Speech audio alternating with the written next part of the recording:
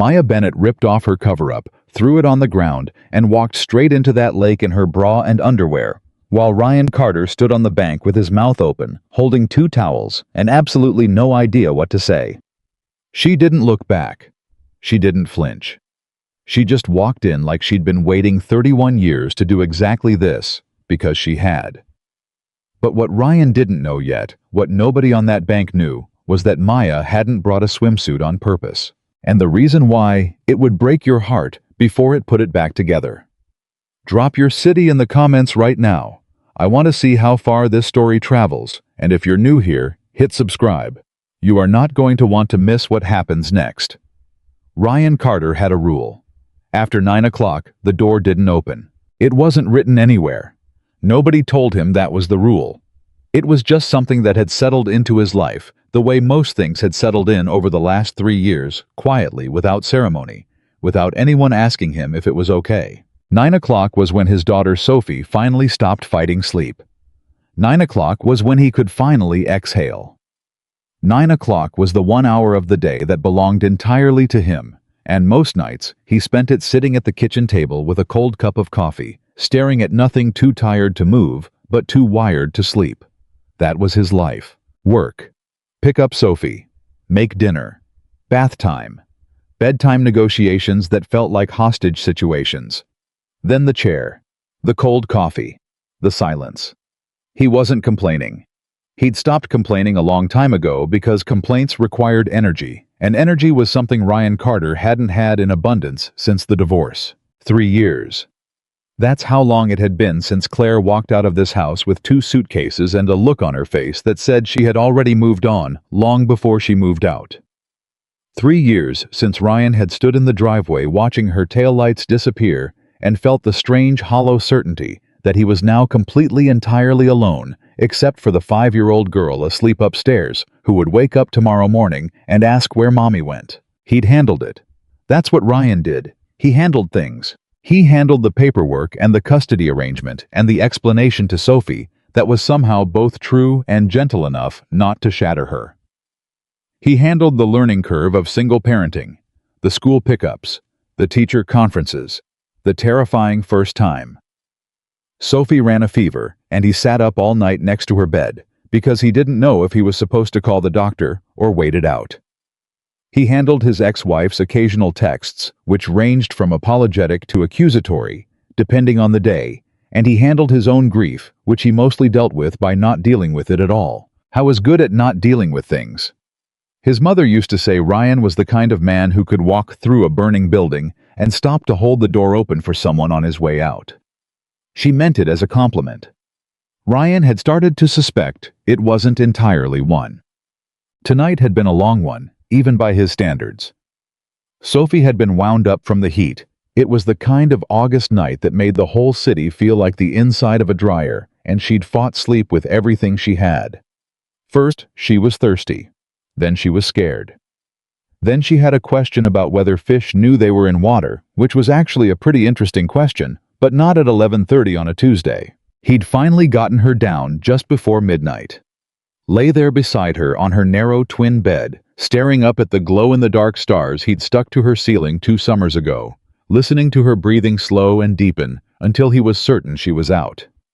Then he'd carefully extracted himself, edged out of her room, and padded downstairs in socked feet. Howe was standing at the kitchen counter, not really seeing the glass of water in his hand, not really thinking about anything in particular, just existing in that underwater way he'd gotten used to when the knock came.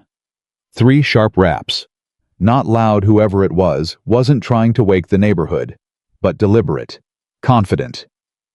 Ryan set down his glass. He glanced at the clock on the microwave. 11:52.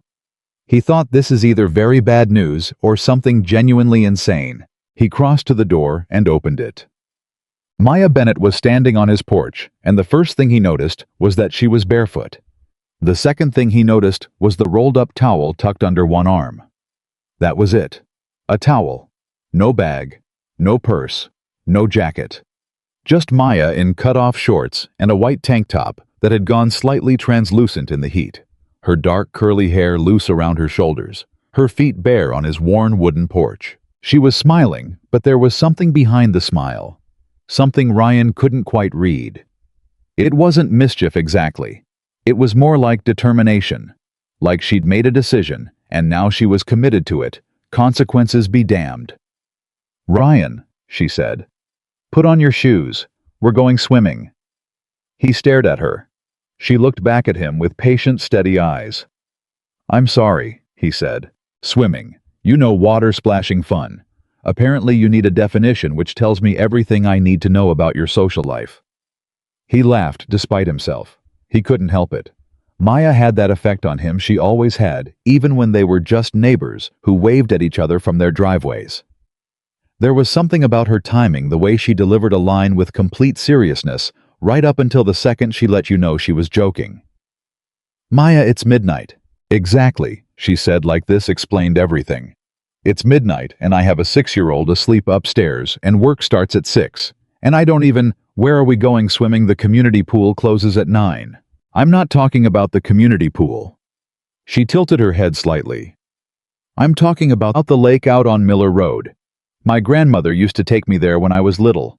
It's private property technically, but the family that owns it moved away 8 years ago, and I've been going there since I was 15 and nobody has ever said a word." "So you want me to go trespassing with you, at midnight?" "I want you to go swimming with me," she said. "The trespassing part is optional. You can wait on the bank if it makes you feel better." He looked at her for a long moment. The porch light caught the angles of her face, and for just a second, he saw something that made him stop. She was smiling, yes. But underneath the smile in the set of her jaw and the way she was holding herself just slightly too straight, he recognized something. He recognized someone trying very hard to look braver than they felt. He'd seen that look before. He saw it in the mirror every morning. "Sophie's asleep," he said. "I can't just—" "Mrs. Delgado knows," Maya said. "I already talked to her. She's 3 houses down. She said she'll leave her front door unlocked, and if Sophie wakes up and you're not there, she can walk Sophie over and let her watch cartoons until you get back. She did it for Sophia Reyes last year, when Sophia had that work emergency. Remember, she said she doesn't sleep before 2 anyway." Ryan blinked. "You planned this?" "I'm a planner." "You went and talked to Mrs. Delgado before you knocked on my door." "I did." "At midnight." "She was awake," Maya said, completely unbothered. "She was watching her telenovela. We had a very nice conversation." Ryan stood in his doorway and tried to find a reason to say no. And the frustrating thing was that all his reasons suddenly felt a little thin. Sophie was asleep. Mrs. Delgado was 3 doors down, and she was the most responsible human being in a 2-mile radius. Work was tomorrow, but tomorrow was tomorrow. And right now, it was 11:52 on the hottest night of the year, and a woman was standing on his porch with a towel and a dare in her eyes. I thought about the last time he'd done something just because he felt like doing it. He couldn't remember. He thought about the last time someone had appeared at his door, not to drop off Sophie's forgotten lunchbox, not to ask if he could cover a shift, not to deliver a bill or a package or bad news. He thought about the look behind Maya's smile. "Let me get my shoes," he said. Her car was an old blue Jeep that she drove like she was personally offended by speed limits. Ryan spent the first 10 minutes gripping the door handle and reminding himself that he'd survived worse things. But after a while, the warm night air coming through the open windows and the music she had playing low on the radio, some old soul record he half recognized, started to work on him the way a slow exhale works. He felt his shoulders drop. He felt the tight band behind his eyes loosen slightly. He hadn't been in a passenger seat in a long time. Everything in his life involved him being in the driver's seat, literally and otherwise. It was strange to be the one just sitting. "Tell me something," Maya said. She was watching the road, one hand on the wheel, the other resting on the open window ledge. "What?" "Tell me something you haven't told anybody in a while." He laughed softly. "You start." She was quiet for a second. Then she said, "I've been pretending to be more okay with things than I am. For a long time." She said it conversationally, the way you'd mention the weather. "I've gotten so good at it that I'm not always sure where the pretending ends and the actually being okay begins." Ryan looked at her profile. What kind of things? Just... She exhaled. My body. My size. I've built this whole personality around it. You know, I'll make the joke before you can. I'll be the first to say it out loud, so nobody thinks it bothers me. Like if I own it loud enough, it becomes true. She glanced at him. Does that make sense? Yeah, he said. Yeah, that makes a lot of sense. Your turn. He was quiet for a moment. The headlights cut through the dark road ahead of them. I think I've forgotten how to be a person, Ryan said. Like not a father, not a maintenance supervisor, not someone's neighbor or someone's ex-husband. Just a... He paused. A person who does things because he wants to, not because they're required of him. I can't remember the last time I did something that was just for me. Maya nodded slowly. She didn't make a big deal out of it. She just nodded like he'd confirmed something she'd already suspected. That's why we're going swimming, she said. The lake was exactly what she'd described. Private, quiet, untouched. The road that led to it was more suggestion than road, a pair of faded tire tracks through tall grass. She pulled the Jeep to a stop at the water's edge and cut the engine. The silence was immediate and total. Just the sound of insects and faintly the water shifting against the bank. Ryan got out and stood for a moment looking at it. The moon was nearly full, and it lay across the water in a long silver path trembling slightly. The air smelled different out here, clean and green and alive. He couldn't remember the last time he'd been somewhere that smelled like this. He turned back to grab the towels from the back seat. That's when he saw it. One small cooler with 2 bottles of water. 2 towels. That was everything she'd brought. He looked at the back seat, then into the cargo area, then at Maya, who was standing at the water's edge with her back to him. Maya. Where's your stuff? She turned around. What stuff? Your... He made a vague gesture. Your swimsuit, your bag, your... I didn't bring a swimsuit, she said. The words came out completely calm, like they were the most normal words in the world. Ryan stood very still. You didn't bring a swimsuit. No. But you brought a towel. Well, I'm not an animal. He looked at her, and he knew he was absolutely certain that this wasn't what it might look like. This wasn't a seduction. This wasn't a game. The look on Maya's face was the furthest thing from flirtatious he'd ever seen. She looked, if anything, a little scared, and deeply stubbornly determined. Why? He asked, and she told him. I'm 31 years old, Maya said. She wasn't looking at him anymore.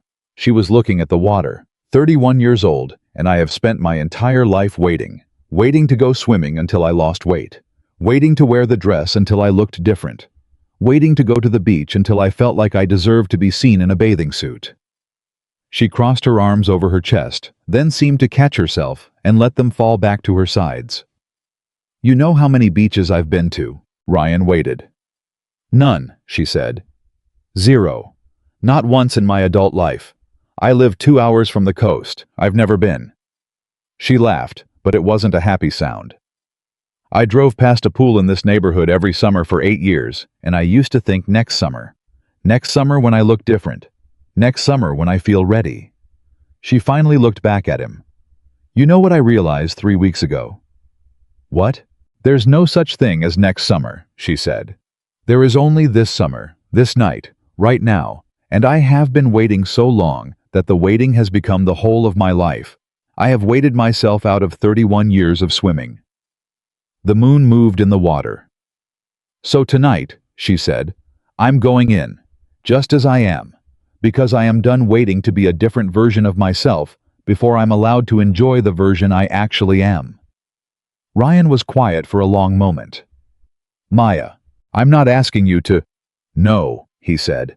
That's not what I was going to say. He took a breath. I was going to say that I get it, more than you know. She looked at him. I stopped believing in a lot of things after the divorce, he said. Like I'd been told so many times that I wasn't enough, not ambitious enough, not exciting enough, not whatever enough, that I just accepted it. Like evidence. Like it was just factually true. He looked down at his shoes. I stopped thinking of myself as someone who deserves things. Nice things. Fun things. Things that aren't practical and responsible and necessary. He looked back up. I think that's why I couldn't remember the last time I did something just for me. Because somewhere along the way, I decided I didn't deserve the space. The water lapped softly at the bank. We're a pair, aren't we? Maya said quietly. Yeah. Two people standing at a lake at midnight who both spent years talking themselves out of things they deserved. Yeah.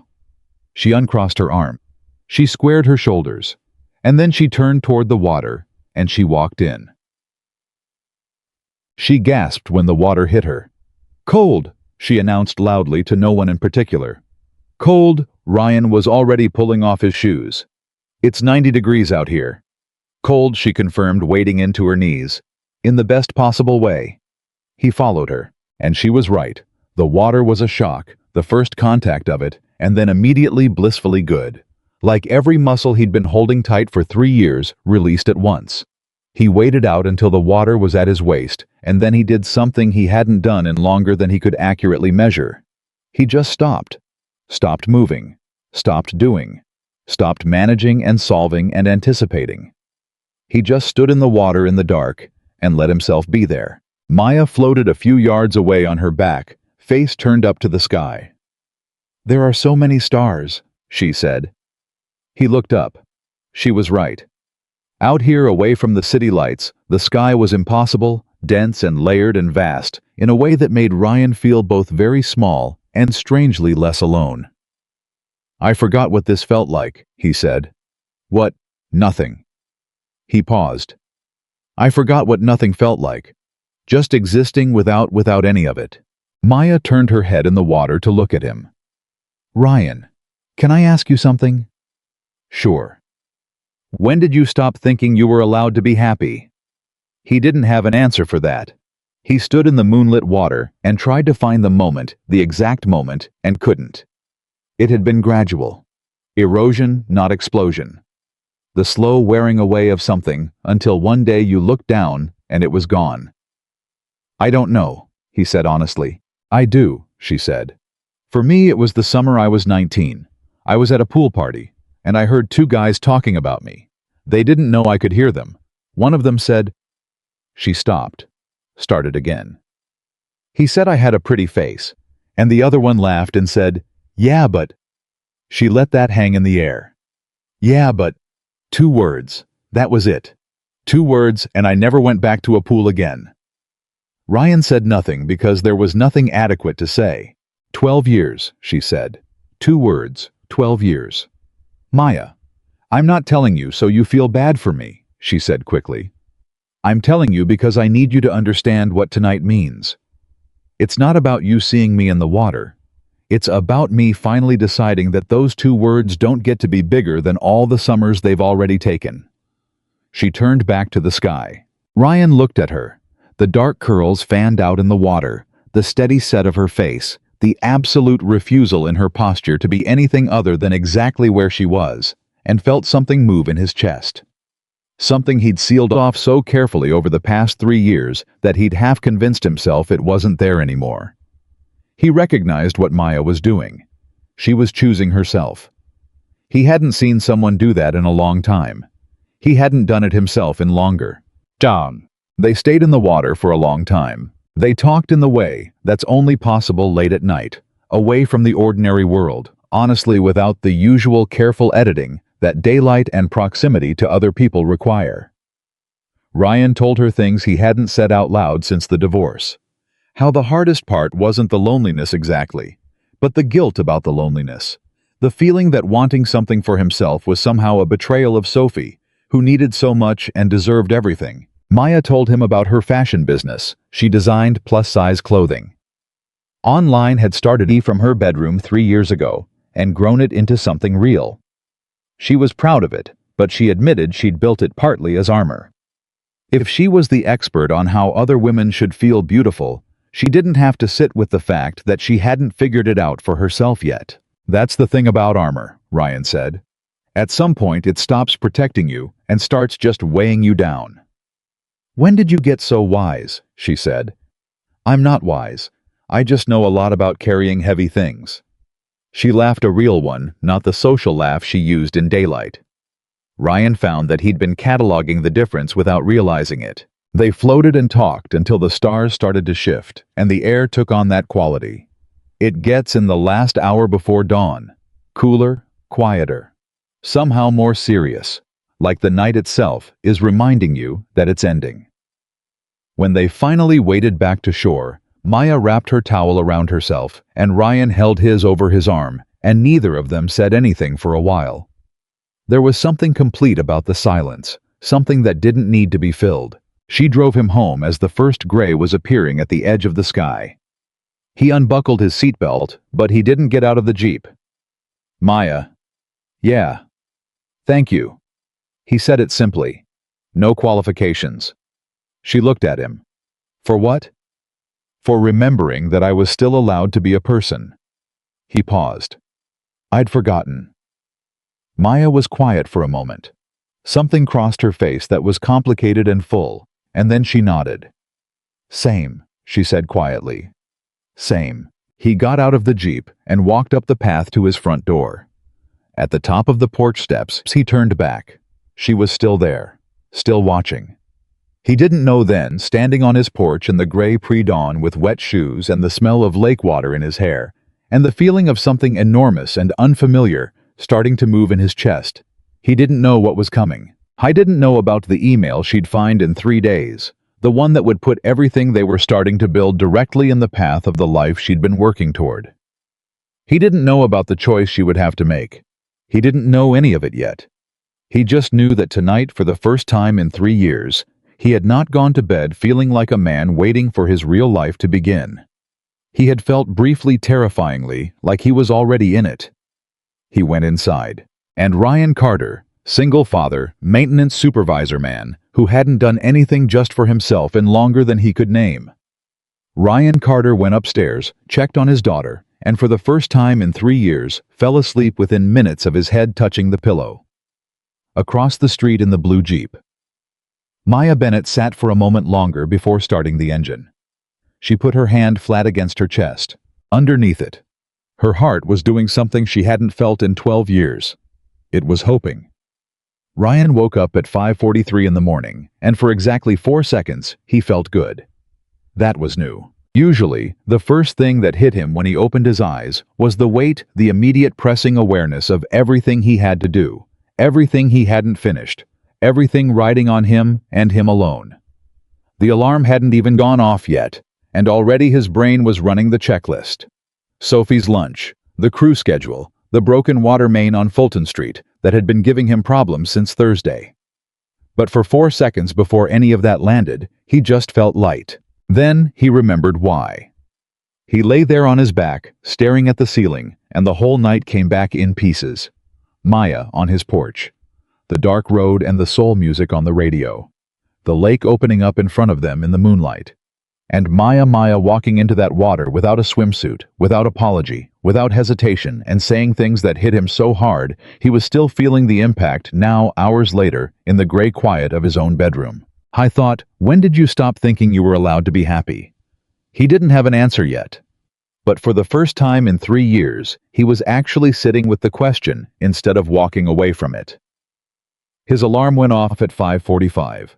He silenced it before it could wake Sophie. He got up, made coffee, stood at the kitchen window while it brewed and watched the street outside, which was still and empty and ordinary, and found himself looking at the house across the street. The small blue house with the window boxes Maya kept filled with something flowering and colorful, and he thought about her driving home in the early light and whether she'd slept and what she was thinking this morning. I thought about what she'd said about the pool party, about the 2 men she'd overheard, about 2 words. Yeah, but being enough to take 12 years of summers from her. He poured his coffee and sat down at the kitchen table, and for the first time in a very long time, he didn't immediately reach for his phone to check work messages. He just sat there. He thought, I haven't done that in years. Just sat here, without the phone, without the list. He did it for 11 whole minutes before he heard Sophie's feet on the stairs. She appeared in the kitchen doorway, with her hair wrecked from sleep and her eyes barely open, and her stuffed rabbit which she'd had since she was 2, and which had been named and renamed so many times that Ryan had lost count, clutched against her chest. She looked exactly like her mother around the eyes, and exactly like him everywhere else, and every morning when he saw her like this, sleep soft and unguarded, he felt something so large he couldn't name it. "Daddy," she said. "Hey, Bug. Is it a school day?" "Nope. Summer." She processed this. Then she shuffled to the table and climbed into the chair beside him and leaned her whole body against his arm. They sat like that in silence for a while. Then Sophie said without looking up, "You smell like outside." Ryan smiled into his coffee cup. "Yeah, I went for a walk last night." "In the dark?" "Yeah." She considered this with the gravity of a 6-year-old evaluating new information. "Did you see any fireflies?" "A few." "Cool," she decided, and seemed completely satisfied with that. Ryan looked at the top of his daughter's head, at the messy dark curls that she'd inherited from neither him nor Claire, and that she absolutely refused to let him brush, and he thought, this is why I stopped. This is why I stopped allowing myself things. Because she needs so much, and I'm all she has, and somewhere along the way, I decided that needing something for myself was stealing from her. But Maya had said something about that too. He turned it over in his mind, now looking for the exact words. She'd said you take care of everyone else, but you never let anyone take care of you. He'd thought about that all the way home. He was still thinking about it now. Sophie suddenly looked up at him with wide, fully awake eyes. "Daddy, can we have pancakes?" "Yeah, Bug, we can have pancakes." She slid off her chair and grabbed his hand with her small warm one and pulled him toward the stove, and Ryan let himself be pulled, and he thought, okay. One thing at a time. By the time he dropped Sophie at her summer camp and made it to work, he was back in his regular life scheduling logistics crew meetings, the 100 small crises that made up a day in city maintenance. He was good at this part.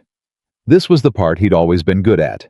Managing systems, solving problems, keeping things running. His foreman, Dennis, a 58-year-old man who'd been in the department for 30 years and had the energy of someone who drank motor oil for breakfast, caught him by the coffee machine at 9:15 and squinted at him like he was examining something unusual. "You look different," Dennis said. "I look exactly the same." "No. You look like you slept." Dennis said this with the tone of a man who had seen Ryan arrive looking like the Walking Dead often enough that actual rest registered as a dramatic change. "What happened to you?" "Nothing happens to me, Dennis." "You meet somebody." "I went swimming." Dennis stared at him. "Swimming? Swimming? At what time?" Ryan picked up his coffee. "Midnight." Dennis opened his mouth, closed it, opened it again. "You got a kid and a broken mane on Fulton and you went swimming at midnight." "I did." "With who?" Ryan looked at him over the rim of his cup. "My neighbor." Dennis was quiet for exactly 3 seconds. Then he said with enormous dignity, "Good for you, Ryan. It's about damn time." Ryan almost said it wasn't like that. He started to form the sentence, the familiar reflexive denial, the one that kept everything at a safe distance. But he stopped himself.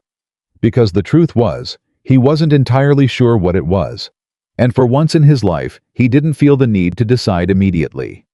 He was willing to just let it be what it was. Let it exist in the undefined space, and not immediately categorize and file and close. That was new too. I went to Fulton Street and dealt with the water main, and the whole time he was working up to his elbows, in a situation that would have had him completely absorbed on any other day. Part of his mind was somewhere else. At a lake. Under a sky full of stars.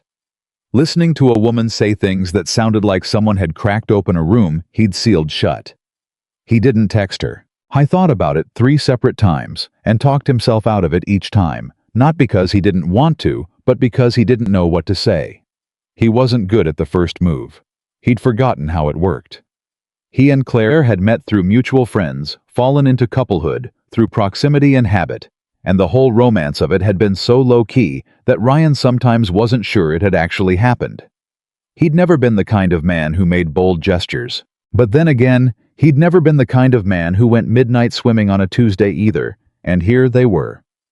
He drove home at 5:30 with Sophie's camp pickup, done dinner in his head and his phone in his pocket, and when he pulled into his driveway, the blue Jeep across the street was already there, and every light in Maya's house was on.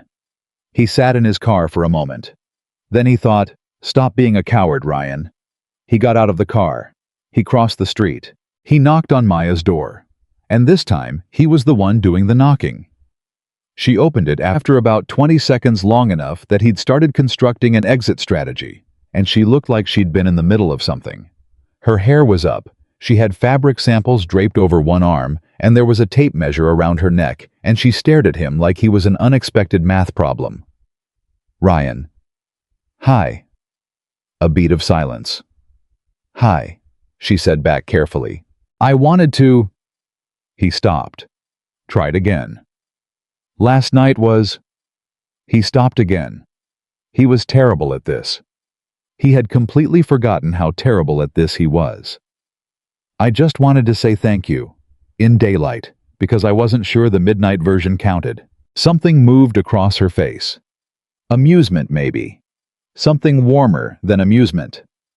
She leaned in the doorframe and looked at him with those steady reading eyes she had, and he had the very specific feeling of being seen more clearly than was entirely comfortable. "You could have texted," she said. "I know.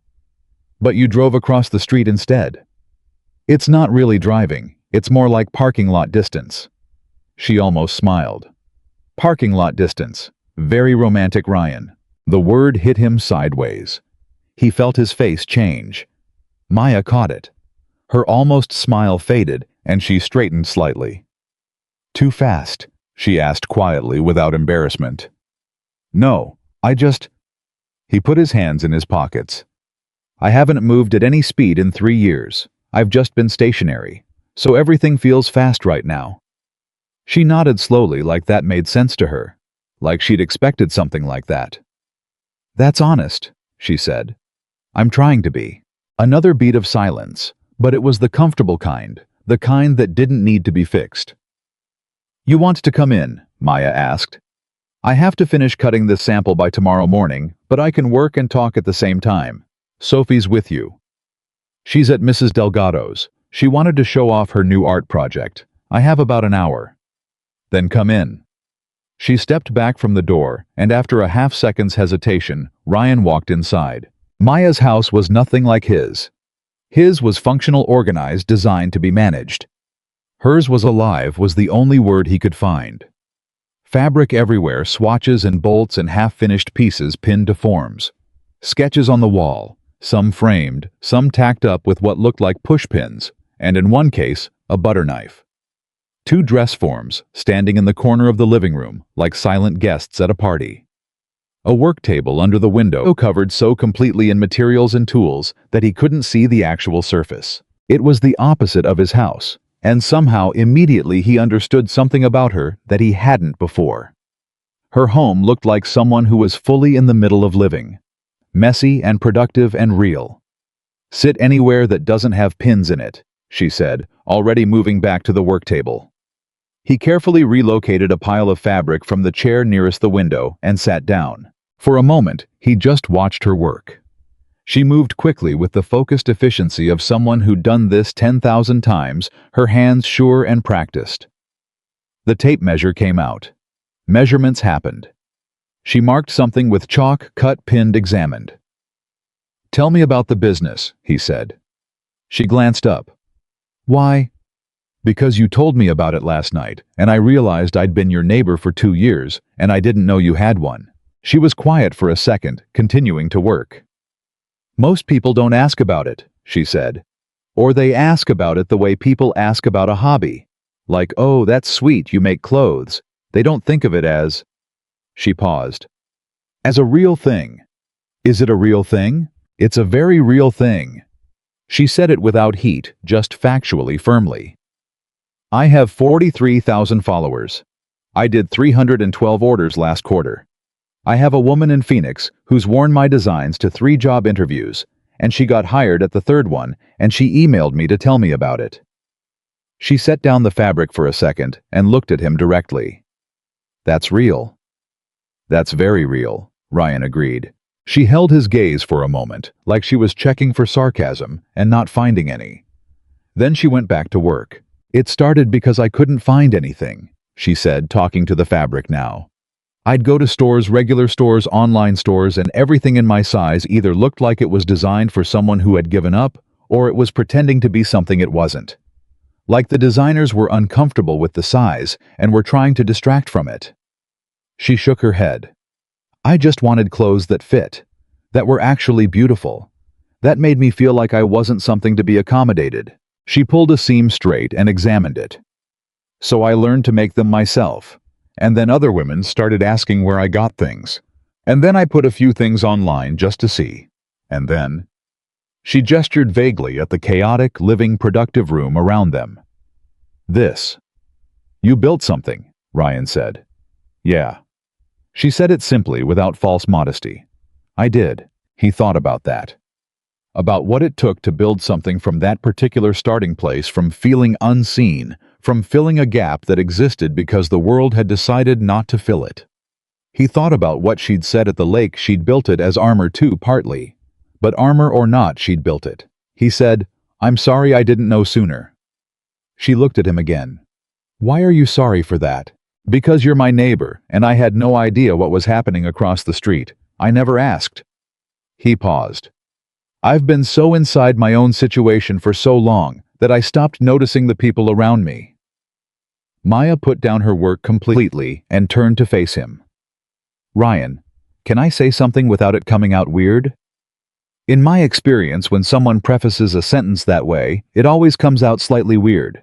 But go ahead. She almost smiled again, and this time it got a little further before she reined it in. I've watched you for 2 years, from across the street. And I always saw the same thing, this man who was completely devoted to his daughter and his work, and who was also... She stopped, chose her next word carefully.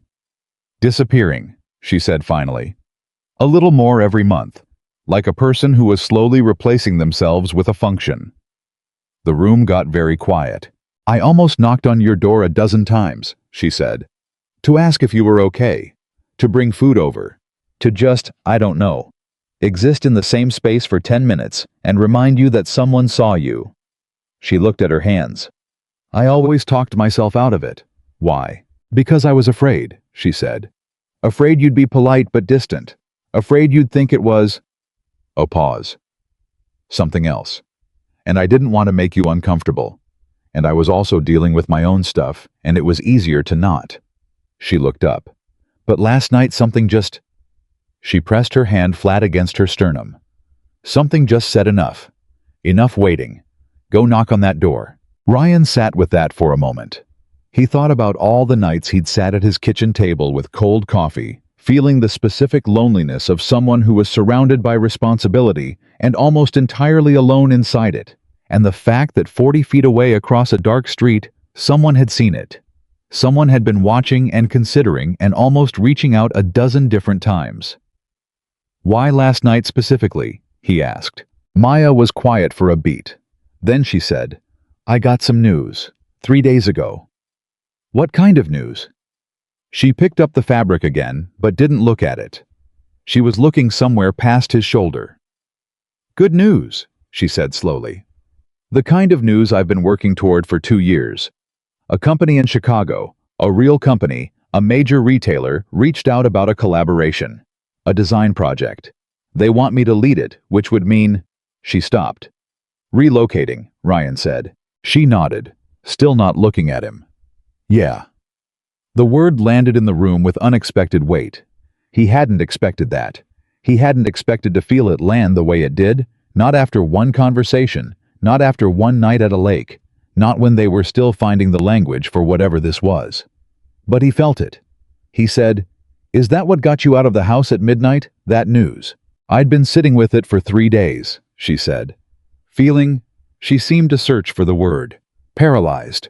Because I've worked so hard for something like this, and now that it's here, I'm terrified. And I'm sitting there alone at 10:30 at night, and I'm thinking about all the things I haven't done because I was waiting to be ready, and I look out the window, and I see your light is still on, and I think... She finally looked at him. I think go, just go. Ryan looked at her. "You went swimming at midnight because you got a job offer in Chicago," he said slowly. "I went swimming at midnight because I'd spent 3 days being too scared to move, and I needed to remember how to be brave," she said. "The Chicago thing just helped me understand I was out of time." He turned this over in his mind. The job offer that had been sitting in her inbox like a grenade for 3 days while she sat across the street doing the same calculus she'd done at 19, waiting, weighing, talking herself in and out of it. And instead of dealing with the job offer, she'd come and gotten him and dragged him to a lake. "What are you going to do?" he asked. "I don't know yet." She said it honestly, without drama. "I've been going back and forth. It's everything I wanted. It's also—" She stopped. "A lot," he offered. "Yeah." Her voice went quiet. "It's a lot." He almost said, "Don't go." The words were right there, formed and waiting, and he was briefly astonished at himself.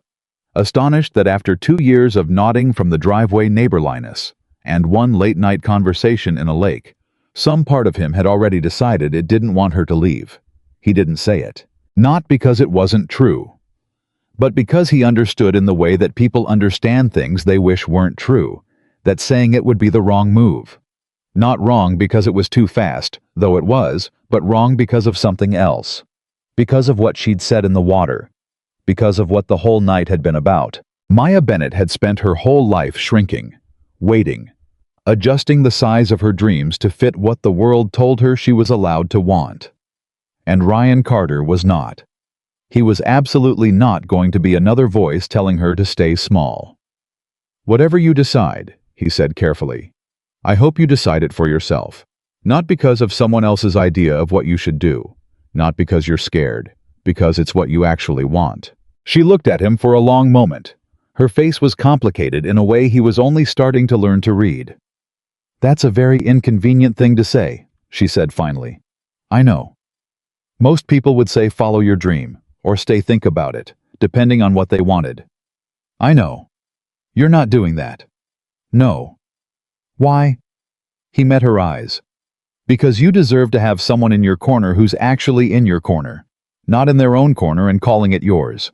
Maya looked at him for 3 long seconds. Then she picked up her fabric and went back to work, and she didn't say anything else for a while. But Ryan noticed something. Her hands were shaking slightly. Just slightly. Just enough for someone paying attention to catch it. He decided that was interesting. He decided he was going to keep paying attention. He stayed for the rest of the hour, and they talked about other things. Her grandmother, who had taken her to the lake as a child, and who had died 4 years ago, and who had apparently been the most interesting woman who ever lived, based on the way Maya talked about her.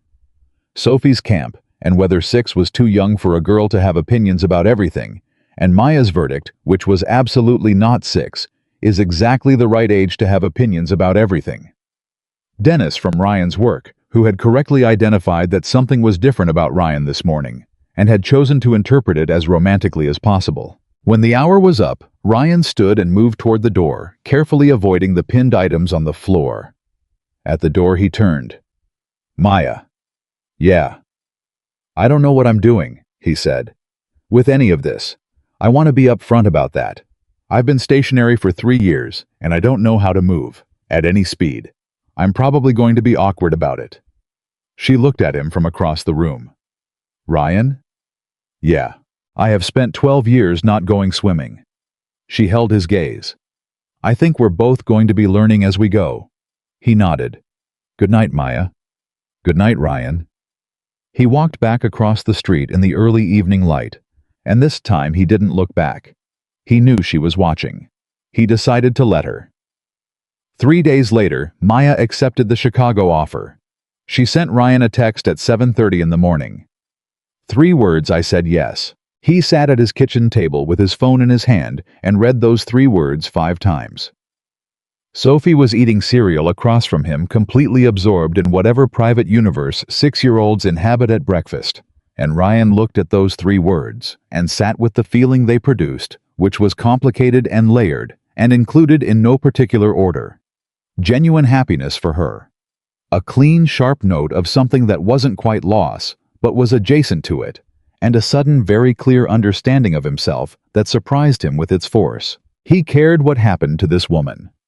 Not in the careful, neighborly, keep-your-distance way he'd been managing for 2 years. He cared in the way that had weight and direction, the way that made 3 words on a screen at 7:30 in the morning matter more than they had any reasonable right to. He texted back, "That's huge, Maya. You worked for this." She replied, "I know." Also terrifying. He replied, "Yeah. That's usually how you know it's the right thing." There was a long pause. Long enough that Sophie finished her cereal and demanded Ryan braid her hair, which he did badly because he'd been practicing for 4 months and still couldn't do it right. And Sophie informed him with great patience that he was getting better, which was, "Sophie, speak for you're still terrible, but I love you." Then Maya's reply came. It said, "When are you going to tell me that you don't want me to go?" Ryan read that.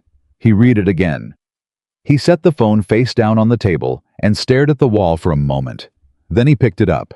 He typed, "When you're ready to hear it." Another pause. Then, "Not yet. But maybe soon." He set the phone down. Sophie was examining her lopsided braid in the reflection of the microwave door and making a face. The morning was ordinary and warm and full of the regular logistics of life, and underneath all of it, something was building. Quietly, without ceremony, without anyone asking it to wait, the way most important things build. Without permission, without a plan, just building. Ryan Carter looked at his daughter, who had given up on the microwave reflection and was now asking him what fireflies were made of, and he thought, okay. Whatever happens next, okay. And he answered his daughter's question about fireflies, and he got up to clear the dishes and across the street in the house with the window boxes full of flowers. The blue Jeep sat in the driveway with the engine cool. And neither of them on either side of that street was pretending anymore that the other one didn't matter. That was the thing about midnight swims and 3-word texts and conversations over fabric samples. They didn't announce themselves as turning points. They just turned. And by the time you realized what had happened, you were already somewhere new, standing on unfamiliar ground, a little unsteady, a little amazed, wondering how you were going to find your way back to who you used to be, and realizing with something between fear and relief that you weren't sure you wanted to. She was leaving in 23 days. Ryan knew this because Maya had told him on a Wednesday evening over takeout containers spread across her work table, speaking the number. The same way someone might read a sentence off a page. Matter of fact, like the fact of it wasn't sitting in the room between them, taking up all the oxygen. 23 days. 3 weeks and 2 days. Less than a month until the blue Jeep would be loaded into a moving truck, and the window boxes would go unwatered, and the house across the street would go dark. He said, "Okay." She looked at him. "That's it? Okay. What do you want me to say, Maya?" "I don't know." She pushed a container of lo mein to the side. "Something. Anything. You're giving me the same face you probably give the water main on Fulton Street." "The water main doesn't have feelings." "Ryan, I'm processing," he said, which was true. He was doing the thing he always did, taking the feeling and moving it to a back room, while the front of his brain handled logistics. The problem was that this time the back room wasn't holding. The feeling kept pushing at the door. Maya watched him do this with the patient, slightly exasperated expression she'd developed over the past 2 weeks of them existing in each other's orbit, with increasing regularity and decreasing pretense about what that meant. She had a talent for seeing through his maintenance supervisor face. It unsettled him in a way he was starting to find he didn't entirely mind. 23 days, she said again, softer this time. "I wanted you to know so we could, I don't know, do things, while there's still time." "Do things," he repeated. "Things, Ryan. Normal things. The things 2 people do when they're—" She stopped. "When they're what?" She met his eyes. "When they're figuring out if there's something." The room went very quiet. Ryan set down his fork. He looked at her directly the way he'd been gradually allowing himself to look at her. Not the careful peripheral vision way he'd operated in for the first 3 years of being her neighbor, but actually at her. Face forward, full attention. "Are we figuring that out?" he asked. "I think we've been figuring it out since midnight," she said. "I think we just haven't said it yet." I thought about the 7 days since the lake. The impromptu dinner that had happened when he knocked on her door and she said she was starving, and neither of them made any move toward leaving for 3 hours. The afternoon, Sophie had spotted Maya in the front yard and run across the street and inserted herself into Maya's afternoon with the complete social confidence of a child who had never once considered that she might not be wanted. And the way Maya had dropped everything and sat in the front yard with Sophie for an hour, letting her examine all the fabric swatches with absolute patience and genuine interest. The texts that had developed a rhythm not constant, not anxious but steady. Present. The way he'd started noticing when her Jeep wasn't in the driveway. The way he checked without deciding to check. "Yeah," he said. "I think we've been figuring it out since midnight." Maya exhaled, like she'd been holding something. "Okay," she said. "So, 23 days.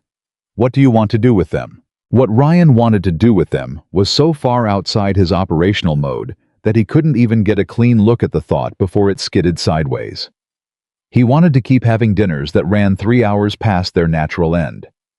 He wanted to watch Sophie drag Maya into whatever obsession she'd developed this week, currently an extremely elaborate system for categorizing types of clouds.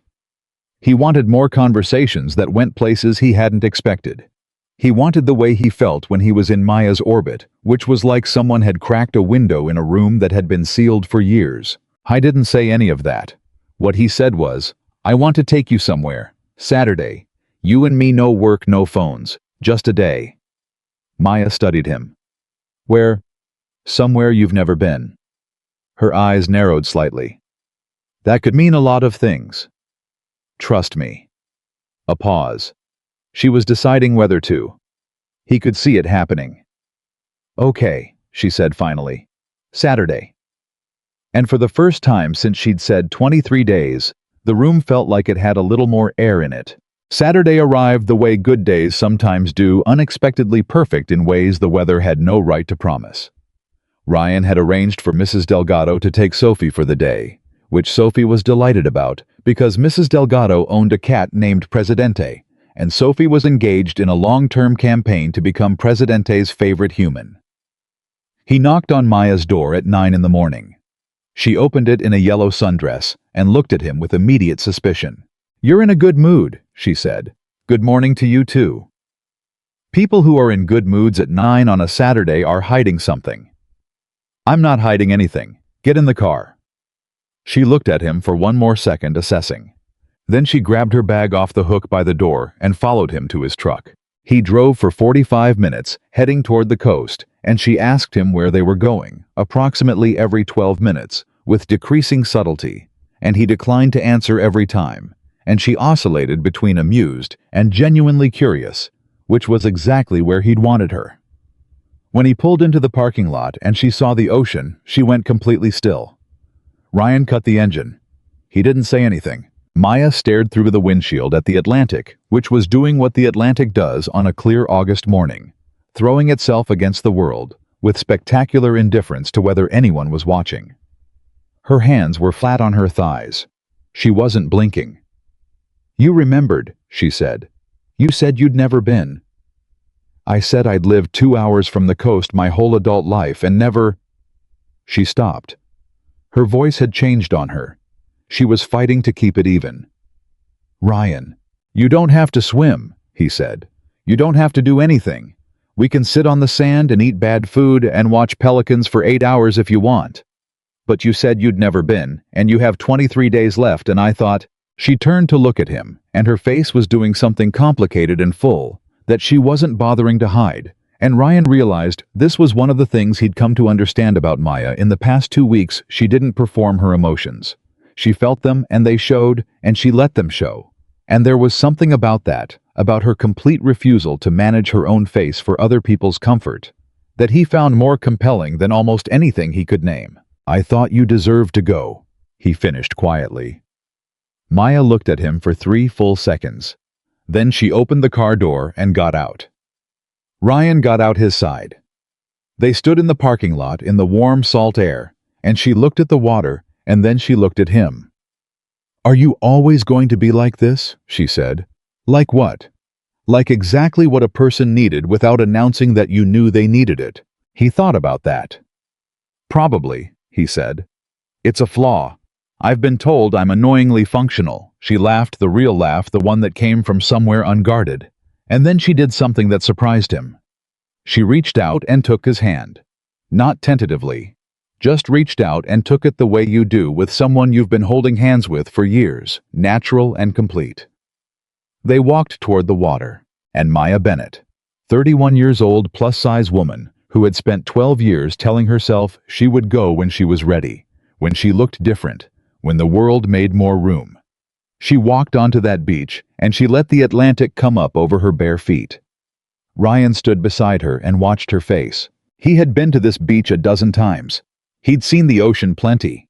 But standing beside her in that moment, watching her experience it for the first time, her eyes wide, her jaw slightly open, the sheer, uncomplicated shock of something beautiful landing on a person who had been waiting for it for too long, he thought. I will remember this moment for the rest of my life.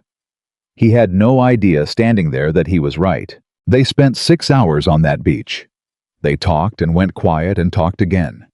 They ate questionable hot dogs from a stand near the boardwalk. Sophie texted Ryan 11 photographs of Presidente from various angles, which he showed to Maya, who provided detailed commentary on each one. A group of older women near them got into an argument about whether to move their umbrella, which escalated with remarkable speed, and then resolved completely over shared snacks. And Ryan and Maya watched the whole arc of it with the absorbed attention of people watching live theater. At one point, Maya waded out to her knees in the waves and stood there with her arms slightly out from her sides, and her face turned up to the sky, and Ryan sat on the sand and watched and didn't say a word. On the drive back, she was quiet for a long time. Not an uncomfortable quiet, a full one. The quiet of someone carrying something good and not wanting to jostle it. Then she said, I need to tell you something. About Chicago. Ryan's hands stayed easy on the wheel. Okay. I almost called them and said no. She said it to the window. 3 days after I sent them the yes. I had my phone in my hand. I had their number pulled up. She paused. I didn't call. What stopped you? I thought about my grandmother, she said. She used to take me to that lake. She was the only person in my life who never once, not one single time, told me I needed to be different than I was. She just accepted me. Completely. And she died 4 years ago, and I spent 6 months after she died feeling like I'd lost the only person who really saw me. She turned from the window to look at him. And then I thought she would be furious with me if I called Chicago and said no because I was scared. Ryan said, she sounds like she was remarkable. She was the most remarkable person I've ever known. A pause. Until recently.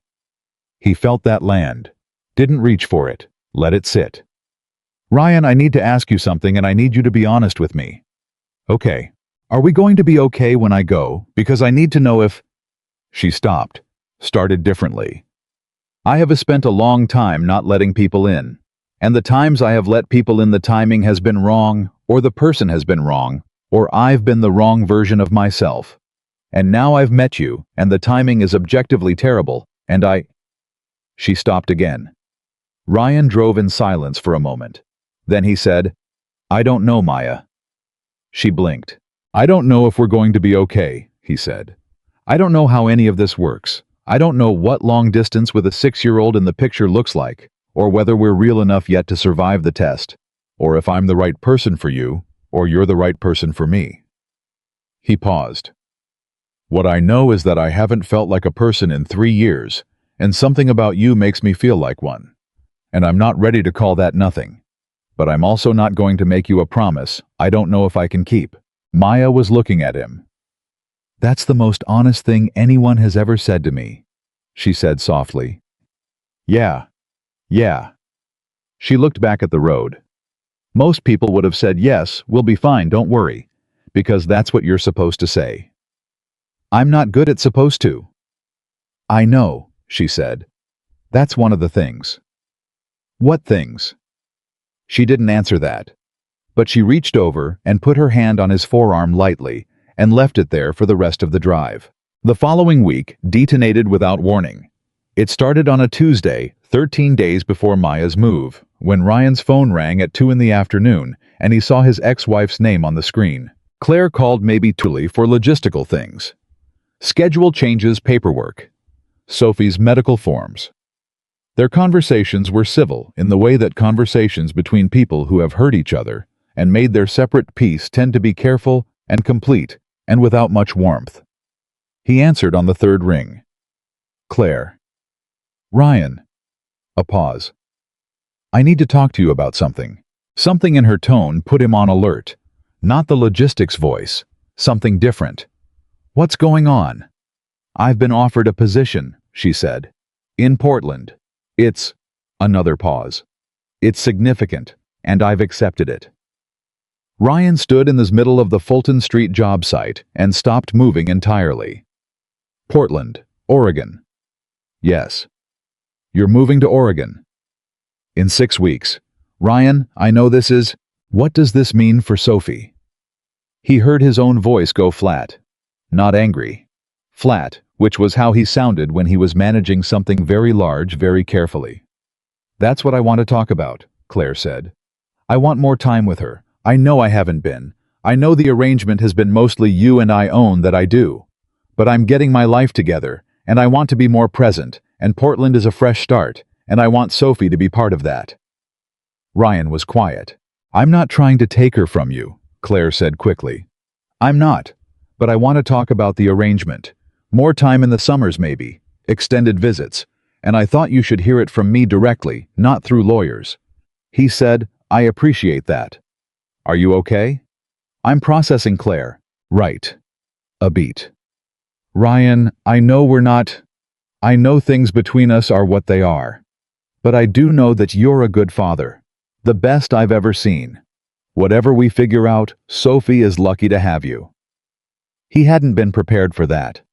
He stood very still and let it pass through him. I'll call you this week, he said. We can talk then. He hung up and stood in the middle of the job site and felt the ground shift under him, the way it does when something you'd built your whole architecture around suddenly moves. Not collapse, just shift. Enough that you have to recalibrate where you're standing. He told Maya that night. She was on his couch, which had become a natural position for her in his house over the past 2 weeks. 2 weeks, feet tucked under her, a cup of tea she'd made herself in his kitchen while he was putting Sophie to bed. She was on her laptop when he came downstairs, but she closed it the moment she saw his face. What happened? She said. He sat down across from her and told her about the call. She listened without interrupting, which was one of her qualities he'd noticed and filed. She was a real listener, the kind that actually tracked what you said, instead of waiting for their turn to talk.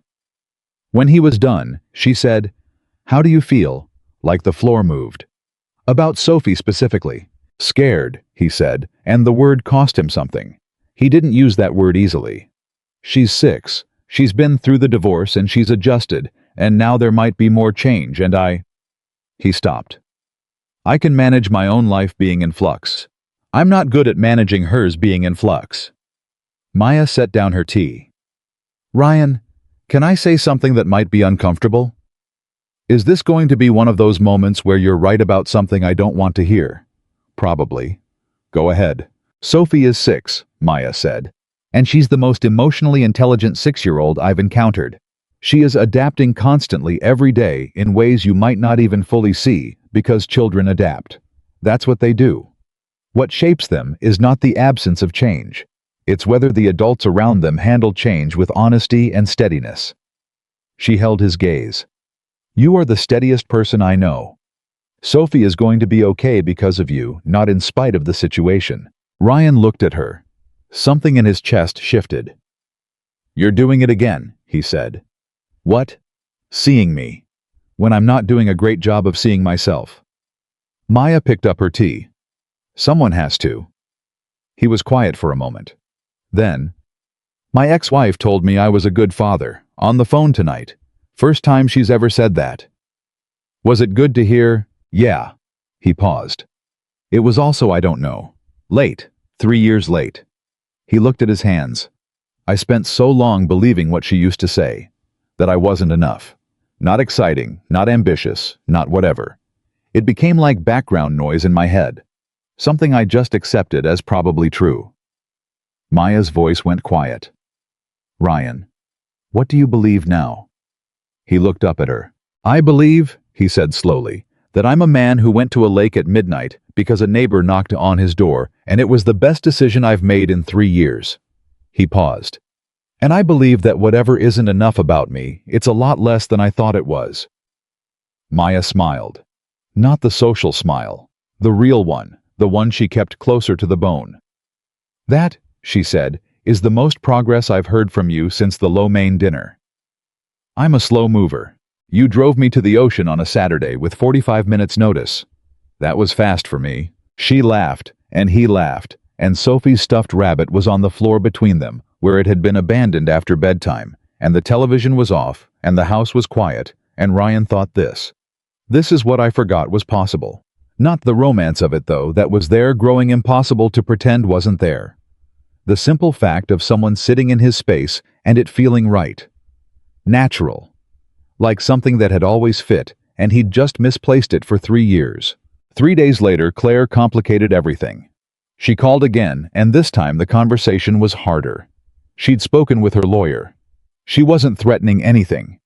She was careful to say that, but she wanted to formalize expanded custody more than a summer visit, possibly alternating months during the school year. She'd looked at schools in Portland. She had a plan. Ryan sat at his kitchen table after the call and looked at the wall for a long time. Then he called his own lawyer. Then he sat some more. Then Sophie came home from camp, and she was carrying a painting she'd made abstract and vivid and cheerfully chaotic, in the way that 6-year-old paintings are, and she held it up and said, I made this for Maya. Can we go give it to her? Ryan looked at his daughter. He thought there is so much riding on this, on her, on getting this right. Yeah, Bug, he said. Let's go. They crossed the street. Maya opened the door, and Sophie presented the painting with formal ceremony explaining at length what each part of it meant, which was quite a lot because Sophie had given everything in the painting a name and a backstory. Maya accepted it with complete seriousness and asked 3 specific follow-up questions that made Sophie's face light up like a lantern. Ryan watched this from the doorway. He watched Maya crouch down to Sophie's level and hold the painting at arm's length, really looking at it, really engaging with the 6-year-old who had appeared on her doorstep with art and explanations, and he felt something so large and uncomplicated that for a second it knocked the breath out of him. He was in love with her. I didn't mean for the realization to arrive on a Tuesday in a doorway with a child's painting involved. But it was there fully formed, and certain in a way he hadn't felt since before the divorce, since before the erosion, since before all the years of being told he wasn't enough, had convinced him that his own feelings weren't reliable. He was in love with Maya Bennett, and she was leaving in 10 days. He didn't say it. He stood in the doorway and watched Sophie explain her painting and watched Maya listen, and he held the feeling like something very fragile, knowing he needed to figure out what to do with it before the time ran out. That night, after Sophie was asleep, Ryan sat at the kitchen table, not with cold coffee this time, but with his phone in his hand, looking at Maya's name in his contacts. He thought about 23 days. Now 10. He thought about Claire and Portland, and the custody conversation that was going to require every ounce of steadiness he had. He thought about Sophie's painting hung now on Maya's wall. He thought about what Maya had said at the lake. I am done waiting to be a different version of myself before I'm allowed to enjoy the version I actually am. He picked up his phone. He typed, I need to tell you something. Not tonight, but soon. Before you go. He stared at the message for a full minute. Then he sent it. 3 minutes passed. 5. He sat at the kitchen table and waited with the particular quality of waiting that happens when you've done something irreversible, and now the only option is the other person's response. His phone lit up. Maya's text said, I know. I need to tell you something too. And then after a pause that lasted exactly long enough to be significant. Same thing, I think. Ryan put the phone face down on the table. He sat very still. Outside the neighborhood was quiet, in the way it only gets after 10, that deep residential hush that makes everything feel both smaller and more important at once. Somewhere down the block, a dog barked once and then stopped. The refrigerator hummed its ordinary hum. Ryan Carter, single father, maintenance supervisor man, who had told himself for 3 years that he wasn't the kind of person things happened to Ryan. Carter sat in his kitchen at 10:47 at night and allowed himself to feel everything he'd been keeping at a careful arm's length since a woman showed up on his porch barefoot with a towel and changed the entire temperature of his life. And across the street in the house that was going to be empty in 10 days, the light in the window stayed on for a long time. Neither of them slept much that night. The next morning arrived like a verdict. Ryan woke at 5:30, which was normal. What wasn't normal was that he'd been awake since 4, lying in the dark with his phone on the nightstand, and Maya's last text still lit up behind his eyes. Same thing, I think. 3 words. The kind of 3 words that rearrange the furniture in a person's chest without asking permission. He got up, made coffee, stood at the window. The light in Maya's house was already on. He looked at it for a long moment. Then he picked up his phone and typed, "You're up early." She replied within 30 seconds. "Didn't sleep much." He typed back, "Me neither." A pause. Then her reply came, "We're going to have to actually talk, aren't we?" He almost smiled. "Yeah," he wrote back. "We are." Tonight, 3 dots appeared, disappeared, appeared again. Then tonight. He put the phone in his pocket and went to wake Sophie, and the whole morning had a different quality to it. The kind of morning that knows something is coming and holds its breath around you while you try to go through the motions of ordinary life. Sophie needed her purple shirt, which was in the dryer, and there was a negotiation about breakfast, and Ryan combed her hair badly, and she corrected him with the patient authority she'd developed specifically for this purpose. And through all of it, Ryan was half present, half somewhere else, specifically in the conversation that hadn't happened yet. He dropped Sophie at camp. He drove to work. He spent 6 hours doing exactly what he always did, with exactly the efficiency he always brought to it. And Dennis looked at him across the break room at 11 and said, "You look like a man who's about to do something that scares him." "I look like a man who's thinking about a drainage issue on Hopper Street," Ryan said. "You look like that too," Dennis said agreeably. "But mostly the other thing." Ryan put his coffee down. "Dennis, you've been married 31 years. 32 in October. My wife is planning a party I've been told I'll enjoy whether I enjoy it or not. When you knew it was real, how did you handle the fact that it was terrifying?" Dennis was quiet for a moment, which was unusual for Dennis. Then he said, "You don't handle it, Ryan. You just decide that the terrifying thing is more important than the fear and you move toward it." He picked up his own coffee. "And then it's either the best thing you ever did or a very instructive mistake. Either way, you're not still standing there wondering." Ryan nodded. "Don't stand there wondering," Dennis said. Ryan didn't. He picked Sophie up from camp at 4. They went home.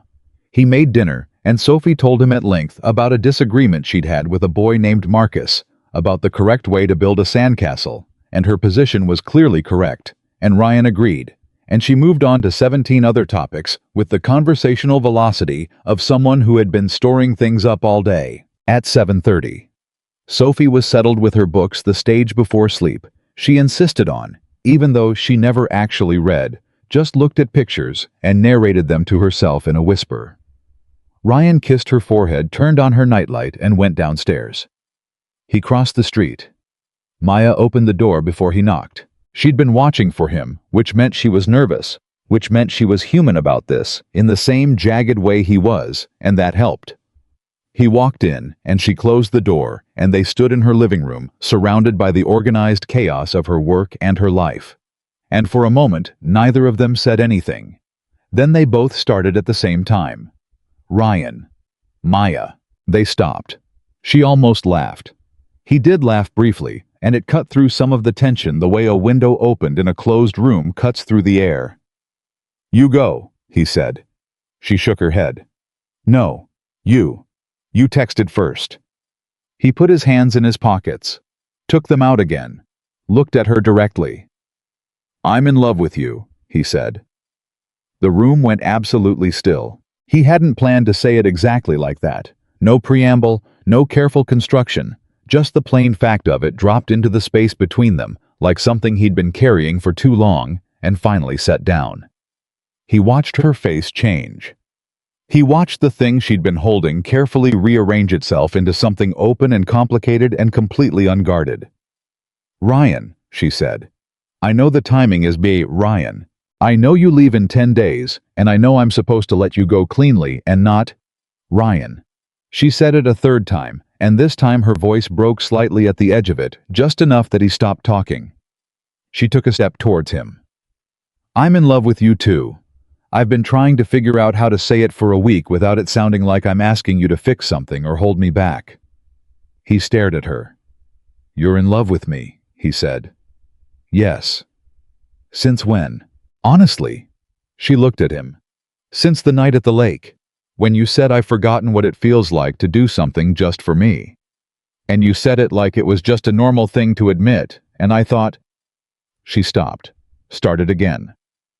"I thought that is the most honest thing a person has said to me in years, and I think I was done for right then." Ryan looked at the floor, then back at her. "That was the first night we'd actually talked." "I know. You fell in love with me at a midnight lake." "In my defense," Maya said, "you drove me to the ocean 6 days later." That didn't help matters. It absolutely did not help matters. She almost smiled, but her eyes were serious. "Ryan, what do we do?" He crossed the room in 3 steps and took her face in both hands and kissed her, and she went completely still for 1 second and then kissed him back, and neither of them was tentative about it because they'd both been patient for long enough. When they finally broke apart, her hands were fisted in the front of his shirt. "That's one answer," she said quietly. "Yeah. It doesn't solve the 10 days. No. Or Chicago. No." She loosened her grip on his shirt, but didn't step back. "I'm not asking you to wait. I need you to know that. I'm not going to Chicago and expecting you to. I don't want you to put your life on hold for something we don't even know the shape of yet. Maya. I'm serious. You have Sophie and the custody situation, and Maya." He put his hands on her shoulders and waited until she looked at him. "I've been stationary for 3 years. I think I can handle some motion." She searched his face, looking for the performance of it, the thing people said because it was the right thing. He held her gaze and let her look. "Okay," she said finally. "Okay." She exhaled. "So we try. We try. Long distance is hard." "I know. With a 6-year-old involved, it's harder." "I know that too. And the custody situation with Claire, which is also not resolved," he agreed. "And is also hard.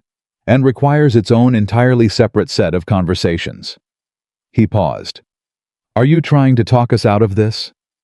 "I'm trying to make sure we go in with our eyes open," she said. "I spent 12 years not going swimming because I was waiting for the conditions to be perfect. But I'm also not going to jump into something without knowing what I'm jumping into."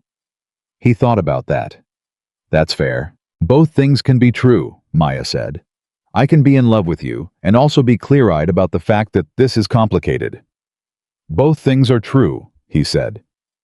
She looked at him for a long moment. Then something shifted in her expression. The clear-eyed part didn't leave, but something warmer moved in alongside it. She reached up and put her hand flat on his chest over his heart. "I spent so long being afraid someone would see me and decide I wasn't worth the effort," she said quietly. "You're the first person who made me feel like the effort wasn't even a question." Ryan covered her hand with his.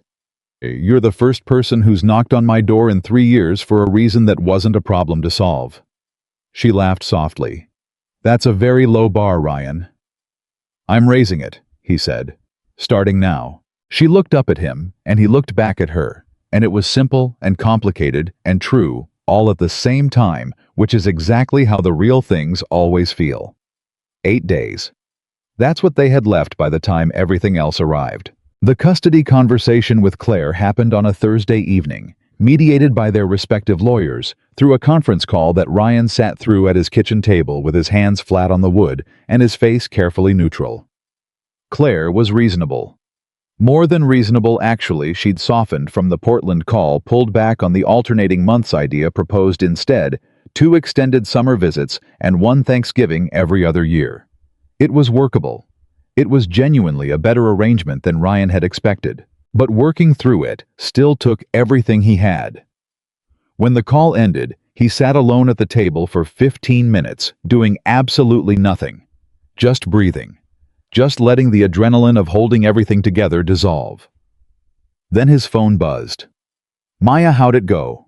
He typed, "Survivable. Checking in later." She replied, "I'll be up. Take your time." He sat another 5 minutes. Then he got up, checked on Sophie asleep, sprawled diagonally across her bed in the way she had that defied mattress geometry, and then he put on his shoes and went across the street. Maya was in the kitchen when he knocked. She opened the door and looked at his face and didn't ask any questions. She just stepped aside to let him in, and she poured him a glass of water without being asked, and she sat across from him at her kitchen table and waited. That was its own kind of love. Ryan recognized it as such. The capacity to just be present with someone in the difficult part without trying to fix it or rush past it. He talked through the custody arrangement. She listened, asked 2 precise questions, said very little beyond that. When he was done, she said, "You protected Sophie, and you were fair to Claire. That's all you could do." "Yeah. Are you okay?" He looked at the water glass. "I will be." A pause. "It just every time I think the divorce is finished happening, there's another layer." "I know," she said. "That's what happens when something was real. It doesn't just end, it keeps resolving." She paused. "Ryan, Claire saying those things about you being a good father, do you believe it now? Actually believe it?" He thought about it honestly. "More than I did 6 weeks ago," he said. "That's the right direction." He looked at her. "You've changed something in me. I need you to know that. Whatever happens with Chicago and the distance and all of it, you've already changed something." Maya was quiet for a moment. "What did I change?" I stopped believing I was someone things didn't happen to," he said. "I stopped thinking I'd used up my quota of good things." He paused. "I started thinking I might deserve some." She pressed her lips together. The way she did when she was feeling something and choosing not to, immediately let it out. "You always deserve some," she said. "I know that now." They stayed at her kitchen table for 2 more hours, talking about everything and nothing about Chicago, and what the project actually entailed, about her grandmother again, about a memory Ryan had of his own father, that he hadn't thought about in years and wasn't sure why he was thinking about now, except that Maya had a quality of drawing things to the surface he didn't know were still there. About Sophie and Presidente, the cat, and the cloud classification system. About what they were afraid of. At midnight, which had become in the 6 weeks since the lake a loaded hour between them, Ryan stood to leave. At the door, Maya took his hand. 7 days, she said. 7 days, he confirmed. She looked at him. "I want to do something, before I go." She paused. "I want to go back to the lake." He felt it land, the rightness of it. "Yeah," he said. "We should." "This weekend." "This weekend." She nodded. She was still holding his hand. "Ryan, can I tell you something I've never told anybody?" He waited. "The night I knocked on your door," she said slowly. "I was standing in my kitchen reading that email from Chicago for the 15th time, and I was terrified and exhilarated and completely alone with all of it. And I looked out the window, and I saw your light on, and I thought—" She stopped. "I thought, what if I just knocked? What if I just stopped waiting for the right moment and just knocked?" "You knocked," Ryan said. "I knocked," she said. "And I want to remember that I did that.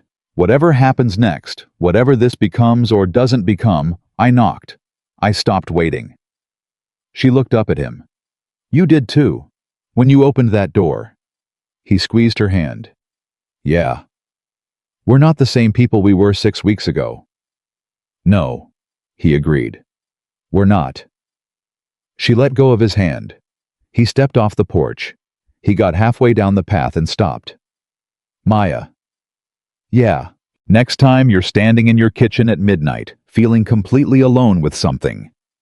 He turned back to look at her. Knock. Don't wait. Just knock. She stood in her doorway with the porch light on her face, and she nodded once, and he thought she might be about to cry, but she didn't. She just nodded. And he went home. 5 days before the move, Claire called again. Ryan answered, expecting logistics. What he got instead was something he hadn't predicted. I heard you're seeing someone, Claire said. He stopped walking. Where did you hear that? Sophie mentioned it. She said, a pause. She said Miss Maya across the street is her dad's friend, and she made a painting for her, and she hangs out at their house. Another pause. I just wanted to say that's good. I mean that. You deserve to have something good, Ryan. He stood in his driveway and looked at Maya's house. It's new, he said carefully. And she's moving to Chicago, so it's complicated. It sounds like you, Claire said with something in her voice that might have been affection, the residue kind, the kind that stays after everything else has burned off. Nothing simple for Ryan Carter. He almost laughed. No, a beat. For what it's worth. The things I said when we were married, about you not being enough, I was wrong. Her voice was steady, but it cost her something.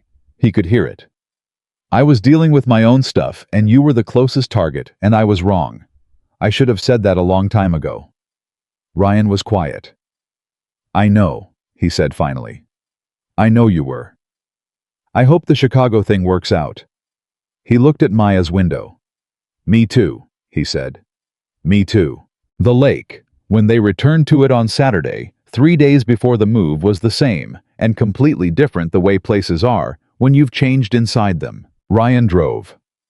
Maya sat in the passenger seat of his truck instead of her Jeep, and the music was different. They'd built a shared playlist over the past 6 weeks, with the collaborative intensity of people figuring out they have more in common than they realized. And Sophie was at Mrs. Delgado's again, who had at this point become indispensable to Ryan's social life in a way neither of them had planned. They walked to the water in the dark. It was later than last time, nearly 1 in the morning, and the moon was different, thinner, casting less light but enough. Maya stopped at the water's edge. You okay? Ryan asked. I'm thinking, she said. He let her think. After a minute she said, last time I stood here, I was so busy being brave that I didn't actually let myself feel it. The being here part. She looked at the water. I was so focused on doing the thing that I didn't fully experience doing the thing. And now, she was quiet for a long moment. Now I feel it, she said. All of it. She waded in. He followed. The water was exactly as Ryan remembered. First cold, then immediately right the way. The right things always feel after the initial shock. They waded out until the water was waist deep, and then Maya turned to face him. I need to say something, she said. And I need you to just listen. Don't respond until I'm done. Okay. I am terrified of Chicago, she said. Not the project I know I can handle. I'm terrified of being alone there. I've been alone my whole adult life in one way or another, and I'm good at it. I built a whole business alone. I've been fine, but now I know what this feels like. She gestured between them. And I don't want to go back to not knowing. Ryan stayed quiet. I'm also not asking you to fix that, she continued. I'm not asking you to promise me things you can't promise. I just need you to know that I'm walking into this with the full awareness that it's going to be hard, and that I'm choosing it anyway, because the alternative is going back to waiting. She paused. And I am done waiting. He waited 3 full seconds to make sure she was finished. Then he said, I'm going to visit, a lot. More than is probably practical. Sophie's going to come with me sometimes, and she's going to have opinions about Chicago that she shares at volume. I'm going to call you on bad days, and I need you to call me on yours, because I have found that I am significantly less good at this without you in it. He paused. And I am not going to tell you this will be easy. But I am going to tell you that you are not going to be alone there, even when I'm not there, because some part of what we are to each other is already. He searched for the word. Inside, he said. It's already inside. You changed something in me. That doesn't go away because you're in a different city." Maya stood in the dark water and looked at him. "Inside," she repeated. "Inside," he confirmed. She put both hands on his face and kissed him, and the water moved around them, and the stars were there, even through the thin cloud cover. And it was exactly like the first night and completely different, because they were different, and that was the point of the whole thing. That was the entire point. When they finally waded back to shore and wrapped in towels, Maya had brought two this time, and Ryan noticed and smiled at it, and she saw him smile and said, "I'm not an animal." Ryan, exactly the way she had the first time they sat at the water's edge in the dark, and neither of them spoke for a long time. Then Maya said, "I almost didn't knock, that first night." "I know. I stood on my porch for 4 minutes working myself up to it. I didn't know that part. I talked myself out of it twice." She pulled the towel tighter. "I thought he's going to think I'm crazy. He's going to be polite but distant. He's going to look at me and think, 'Oh, this woman, the heavy one from across the street. What is she doing at my door at midnight?'" She paused. "I went back inside once, all the way back inside. Then I thought about my grandmother, and I thought about Chicago, and I thought you have waited long enough. Go knock." Ryan looked at her. "I am so glad you knocked." "Me too," she said. "Possibly the best thing I've ever done." "Definitely the best thing you've ever done." She laughed. "You're biased." "Completely," he agreed. "And correct." They sat there until nearly 3 in the morning, talking, going quiet, talking again. The way two people do when they're trying to hold as much of each other as possible before a distance arrives. Ryan drove them home as the first edge of gray appeared. In his driveway, she didn't get out right away. He didn't either. 3 days, she said. 3 days, he confirmed. She turned to look at him. "Ryan, whatever happens, and I mean that whatever happens this summer changed me. You changed me. Not by asking me to be different. By—" She stopped. "By just being exactly what you are, and letting me be exactly what I am, without the yeah but." He felt the weight of that, the 2 words she'd carried for 12 years. The pool party and the boys and the beginning of all that waiting. "There is no yeah but," he said. "There is no version of you that needs a but after it." She looked at him for a long moment. Her eyes were bright in the pre-dawn gray, and she was looking at him the way she had that first night, the same reading look, the same steadiness, but with something added now. Depth, history, 6 weeks of choosing each other in the small daily ways before either of them was sure what they were choosing toward. "I know," she said softly. "I finally know." She kissed him once, quick and sure, and then she got out of the truck. He watched her walk across the street and up her porch steps. At the door she turned. She held up 2 fingers, then pointed at herself, then at him. He understood. Both of them. Still here. He held up 2 fingers back. She went inside. Ryan sat in his truck in the early morning quiet and felt everything, the love and the fear and the weight of the custody situation still unresolved, and the texture of the next few months stretching ahead of them, uncertain and real. He felt all of it, and he did not move any of it to a back room. He let it be in the front. He sat with it. 3 days. Then the hardest test of everything they were would begin. But something had already been decided. Not in the future, now already done. The decision had been made somewhere between midnight knocking and ocean mornings, and lo mein dinners and the lake, and 2 text messages, and a 6-year-old's painting on a wall. 2 broken, careful waiting people had stopped waiting. And whatever came next, that part, that first brave part, was already permanent. It was already theirs. The moving truck arrived on a Wednesday. Ryan knew it was coming. He'd known the date for 3 weeks. He'd circled it in his head the way you circle a dentist appointment. Not dreading it exactly, but aware of it at all times, never quite forgetting it was there. And still, when he looked out his kitchen window at 6:47 in the morning and saw the truck backing into Maya's driveway, something in his chest did something he hadn't given it permission to do. It just dropped. Sophie was at the table eating cereal, and she looked up at the sound of the truck's beeping and said, "Is that Maya's moving truck?" with the matter-of-fact clarity of a 6-year-old who had been briefed on the situation and processed it with considerably more efficiency than the adults involved. "Yeah, Bug, that's it." Sophie looked at her cereal, looked at the window, looked back at her cereal. Then she said, "I don't want her to go." Ryan sat down across from her. "I know. Didn't she come back?" "She's going to visit, and we're going to go see her in Chicago." Sophie considered this with the seriousness the topic deserved. "Does Chicago have good pizza?" "Chicago has excellent pizza. It's basically famous for it." She processed this. "Okay," she said with the pragmatic acceptance of someone who has identified an upside. "But I'm still going to miss her." "Me too, Bug," Ryan said. "Me too." He crossed the street at 9, when the movers were in the middle of it, and the house was in organized chaos, boxes moving out in a stream, and Maya directing traffic with the focused authority of someone who had planned this, down to the last detail. She saw him in the doorway, and crossed to him immediately, and she looked tired, in a specific way. The tiredness of someone who hadn't been sleeping, who had been carrying something heavy, and was now finally putting it down into boxes and watching it go. "Hey," she said. "Hey." He looked around at the nearly empty room, at the bare walls where her sketches had been, at the 2 dress forms already wrapped in moving blankets at the work table, disassembled and stacked. Then he looked back at her. "How are you doing?" "Ask me at noon," she said. "Right now I'm in logistics mode." "What can I do?" "Nothing. I have it handled." She paused. "Actually, there's a box in the bedroom marked kitchen miscellaneous. The movers don't know what to do with it because I labeled it wrong, and it's actually fabric samples I need to keep accessible. Can you grab it and put it in the Jeep?" He found the box. He put it in the Jeep.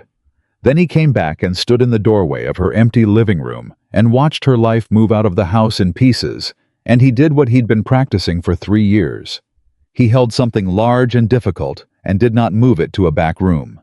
He let himself feel it. At 11:15, the movers were done. The truck pulled out. Maya's house was empty in the specific way that houses go empty when a person with a strong presence leaves them, not just missing furniture, but missing something harder to name. The air was different. Ryan could feel it from the doorway. Maya stood in the middle of the living room, looking at the bare walls. He didn't say anything. He just went and stood beside her. After a minute, she said, "I painted this room myself, 3 years ago. Took me a whole weekend. I kept getting the edges wrong, and I had to redo them twice, and I was furious at myself the whole time." She looked at the walls. "I ended up loving how it came out." "It was a good color," Ryan said. She turned to look at him. "How would you know? You never came over until 2 weeks ago." "I could see it from my window when your lights were on." She looked at him for a moment, and then she laughed, the real one, from the unguarded place, and it bounced off the empty walls and came back to them, and Ryan thought, "I am going to hold on to that sound for the next however many weeks it is, until I see her again." Sophie appeared in the doorway with a small paper bag.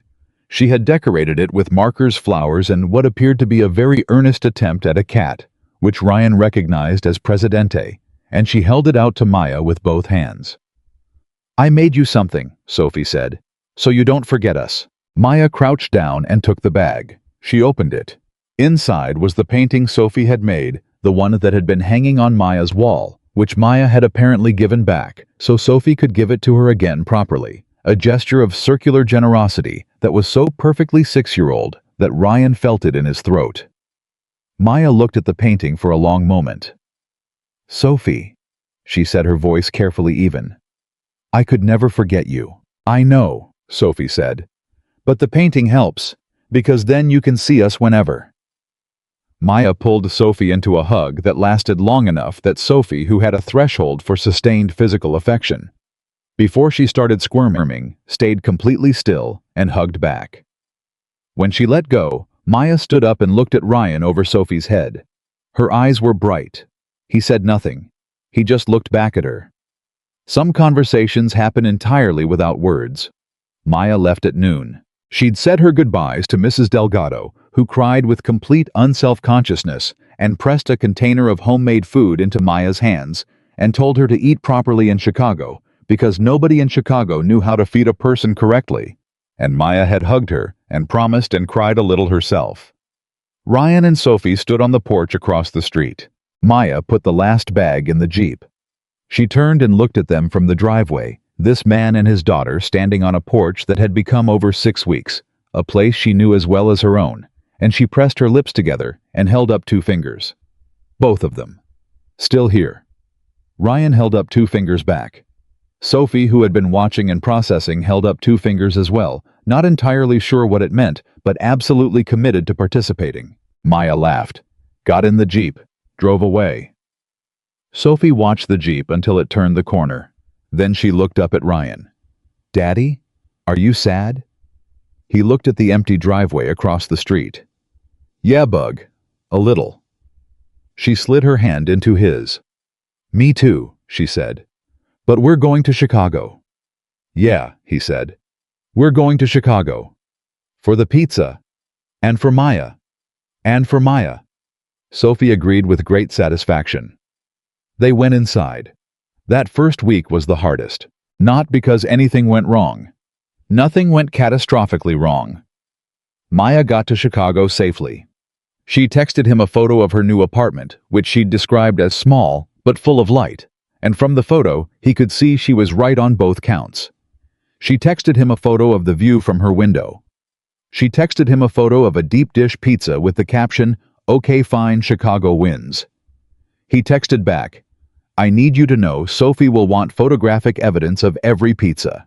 She replied with 17 pizza photographs in quick succession, which he showed Sophie at dinner, and which Sophie examined with the solemnity of a food critic. But the texting wasn't the same as her being 40 feet away. He hadn't understood until she was on how much of what had changed in him over 6 weeks had been maintained by proximity. The specific knowledge that she was there across the street, light on Jeep in the driveway, had become a structural thing, something he'd built his new sense of himself around without realizing how much weight it was bearing. Now the house across the street was dark and the driveway was empty, and Ryan sat at his kitchen table on a Thursday night with cold coffee, back to the cold coffee, which felt like a small defeat, and he understood with great clarity that this was the test Maya had warned him about. Not the love part. He was certain about the love part with a solidity that surprised him. The distance part. The daily maintenance of something real, when the realness of it had to be sustained entirely through screens and schedules and deliberate effort. He called her on Friday night. Not texted called, which felt intentional in a way that mattered. She picked up on the second ring. "Hi," she said, and her voice was so familiar and so far away simultaneously that Ryan had to sit down. "Hi," he said. A beat of silence. Not uncomfortable. "It's strange," Maya said. "The apartment is good. The project is... I met the team today, and they're excellent, and I'm already excited about the work, which is a relief because I was terrified I'd get here, and the reality would be smaller than the idea." A pause. "But I keep reaching for things that aren't here." "What kinds of things?" "Just habits. The kind you don't know you have until they don't land anywhere." She paused. "I drove home from the office today, and I parked and I got out, and I looked across the street before I remembered I was in Chicago, and there was no street." Ryan looked out his window at her empty house. "I know what you mean." "Are you okay?" "I'm at the kitchen table with cold coffee," he said. She laughed softly. "Ryan." "It's a process." "It is." She was quiet for a moment. "Can I tell you something that sounds more dramatic than it is?" "Yeah." "I cried in the shower this morning." She said it directly without apology. "Not because I regret coming, because I don't, I really don't. But because something real happened in that neighborhood this summer, and I'm grieving the shape it used to have, even though I know the shape is changing, not ending." A pause. "Does that make sense?" "Perfect sense," Ryan said. "You're not grieving us. You're grieving the version of us that fit inside 6 blocks." A long silence. Then, "Yes, exactly that. We're going to build a version that fits inside more space," he said. "It's just going to take longer to build." She was quiet for another moment. "Ryan Carter," she said. When did you learn to say the right thing? I've been taking notes on you for 6 weeks. She laughed again, and this time it wasn't small. It was the real one, the unguarded one, and it came through the phone and sat in his kitchen with him. And the cold coffee was still cold, but the room felt less empty than it had all week. They talked for 2 hours that night. They talked about her team, a woman named Jess, who had already made Maya laugh twice on the first day, which was Maya's barometer for a person being worth knowing. They talked about the custody arrangement with Claire, which Ryan was still processing, and Maya asked sharp practical questions, and also the emotional ones in the particular Maya order, that was practical first, and then the real thing. They talked about Sophie's cloud classification system, which had reached a level of complexity that Ryan felt was concerning for a first grader. Before they hung up, Ryan said, "I'm coming in 3 weeks. I already looked at flights." A pause. "You looked at flights," Maya said. "This week, Tuesday." Another pause longer. "Ryan, I told you I wasn't asking you to." "I know. I'm not doing it because you asked. I'm doing it because I want to, and that is a distinction I have recently learned to take seriously." He paused. "Sophie's going to want to come. I told her maybe which in 6-year-old means yes. She can come," Maya said immediately. "I already mentally designated the couch as hers. She's going to be furious that she has to sleep on a couch, and she's also going to love it." That's kind of Sophie's whole thing. It really is. He heard her exhale, a full settling exhale, the kind that happens when something you were bracing for turns out to be survivable. 3 weeks, she said. 3 weeks. Okay. Her voice was steady. "I can do 3 weeks. "Yeah," he said. "We can." The 3 weeks were not easy, but they were not impossible either, which Ryan had decided to count as a win. He and Maya talked every night, not always for long, sometimes just 20 minutes between her project deadlines and his crew schedules, but consistently, deliberately. They texted in the rhythm they'd established over 6 weeks of proximity, which transferred to distance without losing its character. She sent him photos of Chicago. He sent her photos of Sophie's cloud journals, which had evolved into an actual binder with category tabs. At week 2. Maya called him at 7:30 in the morning, which was unusual. He answered immediately. "What's wrong?" "Nothing's wrong," she said. "Something's right, actually. I just..." A pause.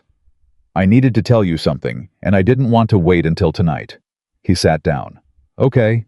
I did a fitting yesterday," she said. "For the first piece in the Chicago collection. A woman named Darlene.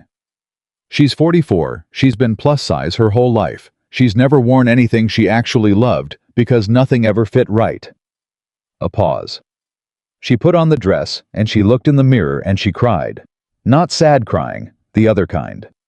Another pause. "Ryan, I've been doing this for 3 years and I've never actually been in the room for that moment. I've been remote online photos, emails, but yesterday I was in the room." He sat with that. "Maya," he said. "I know," she said. "I know, that's why I called." "That's your grandmother," he said. "That's exactly your grandmother." Complete silence on the other end. Then quietly, "Yeah, it is." He heard her breathing change. He let her feel it. "You're doing the thing she raised you to do," Ryan said. "You got yourself to the room."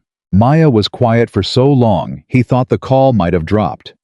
Then she said in a voice that was thick and sure at the same time, "I'm so glad I knocked on your door. I'm so glad I opened it." Another long silence, this one warm. "Go to work, Ryan." "Already there technically. I'm at the Hopper Street site." "You're sitting in a hole in the ground talking to me." "It's a very nice hole." She laughed. "Go, I'll talk to you tonight."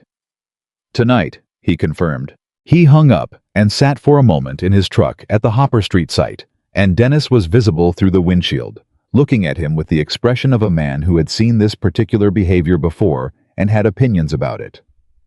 Ryan got out of the truck. "What?" he said. Dennis held up both hands. "Nothing. I didn't say a word." "You were thinking words." "I'm always thinking words," Dennis said. "It's what I do." They went to work. 3 weeks arrived on a Saturday. Ryan had booked flights 4 weeks ago quietly on a Tuesday night after the cold coffee phone call, with the particular decisiveness of a man who has recently been reminded that he is allowed to want things. 2 tickets. Him and Sophie, who had been informed of the Chicago trip and had responded with a sustained enthusiasm that had not diminished in 3 weeks. They landed at O'Hare at 11 in the morning. Sophie clutching her stuffed rabbit currently named Professor Hops in the academic phase, and her cloud binder, which she had insisted on bringing as carry-on. Maya was at the arrival area. Ryan saw her before Sophie did, and for 1 second, just one before Sophie spotted her and took off running, he had the specific experience of seeing someone you love in a place they don't belong yet, and understanding with your whole body that you would follow them to wherever they belonged without hesitation. Then Sophie hit Maya at approximately 30 miles an hour, and Maya caught her and spun her, and the cloud binder went flying, and Ryan picked it up and walked toward them, while Sophie talked at full volume about Professor Hops and the plane and the clouds she had classified from the window on the way down, which constituted a rare opportunity for real-time research. Maya looked at Ryan over Sophie's head, exactly the way she had on the day Sophie gave her the painting. He said, "Hi." She said, "Hi." And then he closed the remaining distance and put his arms around both of them. His daughter and this woman he'd found at midnight 6 weeks ago, and just held on for a moment, and the noise of O'Hare moved around them like water around something solid.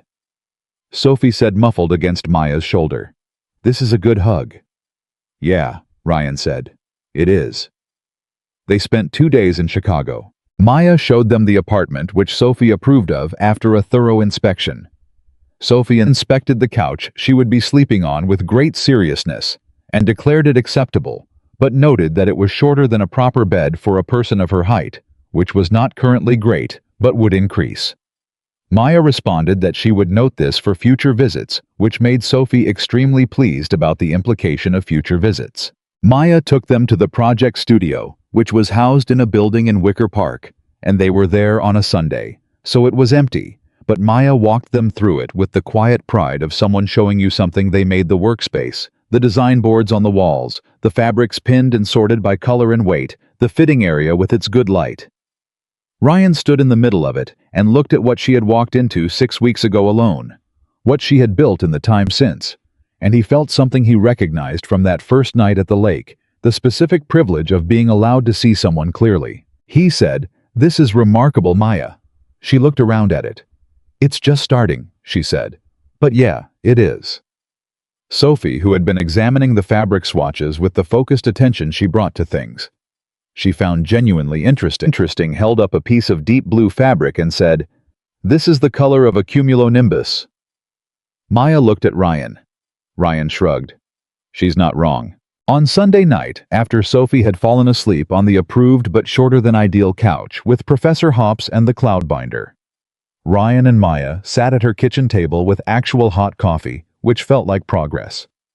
She said, "Tell me honestly, how are you doing? Not us, you specifically." I thought about it with the honesty she'd trained him to reach for. "Better," he said. "The Claire situation is manageable. The custody arrangement is going to need another conversation in a few months, but right now, it's stable. Dennis told me last week that I was easier to work with than I'd been in 3 years, which from Dennis is basically a standing ovation." Maya smiled. "And the personal Ryan. Not the maintenance supervisor Ryan. The personal Ryan," he repeated. He turned the coffee cup in his hands. "Is doing something he hasn't done in a long time." "What's that?" "Looking forward to things," he said. "Plural, specific things. Not just waiting for the next thing on the list to be handled." Maya looked at him. "Like what?" "Like this trip, like the next one, like Sophie's first soccer game next month, which she is convinced she will be excellent at, despite never having played soccer." He paused. "Like whoever we become when we've had enough time and enough distance and enough of these kitchen table conversations that we're not navigating by feel anymore." "You think we'll get there?" "I think we're already there," he said. "I think we've been there for a while, and we were just too scared to name it." Maya was quiet for a moment. She looked at him with the reading look, the one that had started the whole thing that night on his porch, the steadiness of it, the complete attention. Then she said, "I need to tell you something." He waited. "The Chicago project," she said slowly. "The contract is 18 months. And after that," she paused. "After that I can work from anywhere. The collection will be established. The brand will have the infrastructure. I could come back." She held his gaze. "If I wanted to." The kitchen went very still. "If you wanted to," he said carefully. "I'm telling you I'm thinking about it," she said. "I'm not making a promise. A lot depends on how the next 18 months go, and on a lot of things." She looked at her coffee. "But I wanted you to know I'm thinking about it. That this isn't, I didn't go to Chicago to go away. I went to Chicago to become something. And becoming something doesn't mean abandoning what matters." Ryan looked at her for a long moment. "Maya," he said. "Yeah, you don't have to manage my expectations. You know that, right? You're not responsible for protecting me from disappointment. I'm an adult who makes his own choices, and one of the choices I'm making is to be in this whatever shape this takes." He paused. "I just need you to make your decisions for yourself, not around me." She looked at him. "Even if what's good for me is coming back." "Especially then," he said. "As long as it's actually what you want, not what you think I want." She pressed her lips together. The thing she did when she was feeling something and choosing to take a breath before it came all the way out. He'd learned to read it. He'd learned to wait. Then she said, "What I want is to do this work and do it well and then come home. To a neighborhood I know. To window boxes I neglected for 18 months that are going to need serious attention." A pause. "And to a man who went swimming at midnight and then remembered he was allowed to be alive." Ryan put his hand over hers on the table. "Then that's what we're working toward," he said. She turned her hand over and held his. 18 months, she said. "I've waited 3 years to feel like a person again," he said. 18 months is nothing." She laughed. Then her face went serious. "Ryan, I need you to know something. That night, the night I knocked, I had talked myself out of it twice. I went back inside once. I stood in my kitchen and I thought, this is crazy, you'll embarrass yourself. He'll be polite and distant, and you'll have to live across the street from the awkwardness forever." She looked at him. "And then I thought about my grandmother, and about 31 years of waiting, and about Chicago sitting in my inbox like a question I didn't know how to answer. And I thought, what if the answer to Chicago is on the other side of that door?" "Was it?" Ryan asked. She looked at him with the kind of certainty that doesn't perform itself, that just sits there completely stable, not needing anything from anyone. "The answer to everything was on the other side of that door," she said. He squeezed her hand. She squeezed back. They sat at that kitchen table until almost 1 in the morning, talking and going quiet and talking again. And Sophie slept on the couch with Professor Hops and the Cloudbinder, and outside Chicago did what Chicago does, loud and alive, and completely indifferent to the small, enormous things happening in apartments across the city. 1 year later, almost to the day, Ryan's phone rang at 7 in the morning. How was in the kitchen? Sophie was upstairs getting ready for school, an event that now took 45 minutes and involved significant negotiation. He answered when he saw Maya's name. "Hi," he said. "The lease on the Chicago apartment is up in 6 weeks. She said without preamble, in the tone of someone who has been sitting with something and has finally decided to say it out loud. "The collection launched last month, and the reviews are..." A pause. "The reviews are everything I hoped for. Darlene wore one of my pieces to her daughter's wedding. She sent me a photo." Ryan sat down. "And," he said quietly, "and I talked to the company," Maya said. "They want to continue the relationship, but the project phase is done, and the ongoing work can be remote." A pause that lasted exactly long enough. "I'm coming home, Ryan." The kitchen went completely silent. Then Sophie thundered down the stairs and appeared in the doorway with her hair half done and her backpack on one shoulder and said, "Dad, I cannot find the purple," and stopped when she saw his face. "What happened?" Ryan looked at his daughter. He looked at the phone. He looked at the window out at the street at the house across the way, with the empty driveway and the window boxes he'd been quietly watering for 6 months because he hadn't been able to stop. "Maya's coming home," he said. Sophie stared at him. Then she sat down on the stairs and let out the kind of breath that a person lets out when something they've been hoping for without fully saying so finally becomes real. "Okay," she said. "Okay, good." She paused. "Can we get the pizza again? The Chicago kind?" Ryan put the phone back to his ear. "Sophie wants to know if you're bringing the pizza." Maya's voice when she answered was laughing and full and as real as anything he'd ever heard. "Tell her I've got connections now." "She says she's got connections." Sophie pumped her fist. Then she ran back upstairs to find the purple thing because the moment had been processed and life continued. Ryan stayed at the table. "Maya," he said. "Yeah." "I've been watering your window boxes." A pause. Then softly. "I know. Mrs. Delgado told me. I wasn't sure you knew. I've known for months." Her voice was quiet and sure.